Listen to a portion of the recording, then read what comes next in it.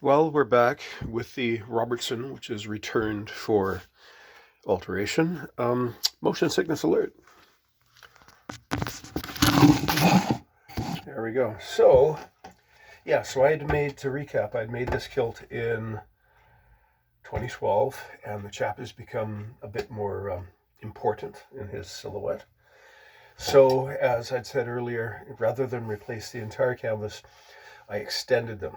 So, yeah, so just fine herringbone stitches, and it's entirely suitable. And you can see from this pattern where I'd attached the end of the canvas but sewed it from the outside. Now there's some dimples along here. Now when I iron it, it's probably going to press right out. I'm going to iron it anyway because I can just see a trace of the chalk that I'd left. And I signed my alteration. There's the original signature and date, and I've done that again. So on the outer apron, I was able to recycle the old lining from the inner apron because it's always longer. So it was long enough for the new width of the front apron. I'm going to be able to reattach the main part of the lining. And in the reverse from the usual procedure, I think I'm going to start by sewing the buttonhole and then sewing the rest of the way around. So my next stage is I'm going to lay out a fresh piece of lining here as I wander away from the camera and look for the correct color of cloth. Getting low on green. I'm going to have to order some more. Yeah, that's not long enough. Oh, why does this? I want to have the minimum waist. 10, 1, 2, 3. Well, I could get 2 pieces out of that, couldn't I? What width is this? Probably the same. Because I have standardized, yeah, they're both 14 inches, so swings and roundabouts.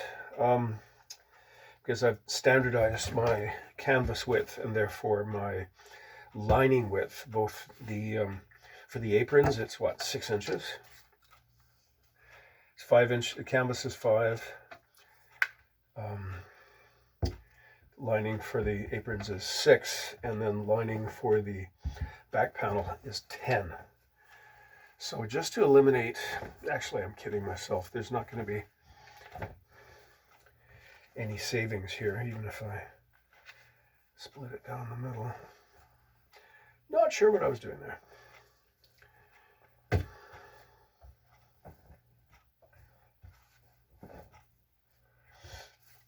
I remember one time I'd bought lining and I didn't realize that it was almost so close, that it was knitted rather than woven. So when I ripped it, well, knitted cloth apparently is in a spiral, so I managed to ruin the whole length of cloth.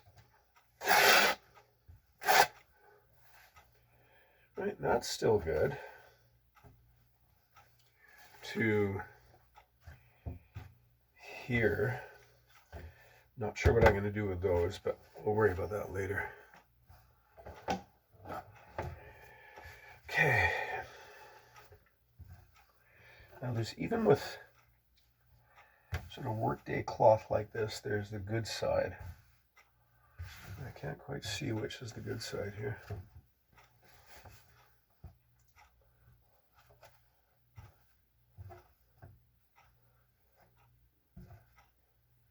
That might be distracting me.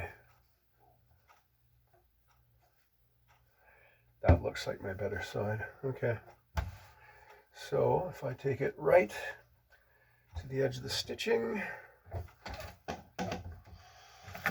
and usually, again, I mark my lines to be cut in white and lines to be sewn to, or other marks in yellow, but I can't be arsed to get up and look for my white chalk.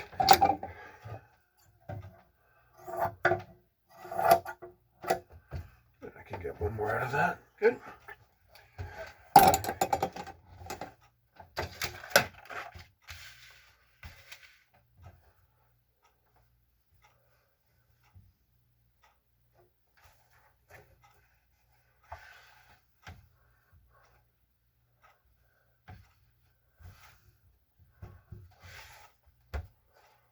Should the lap, yeah, there's a sufficient overlap there. Right on.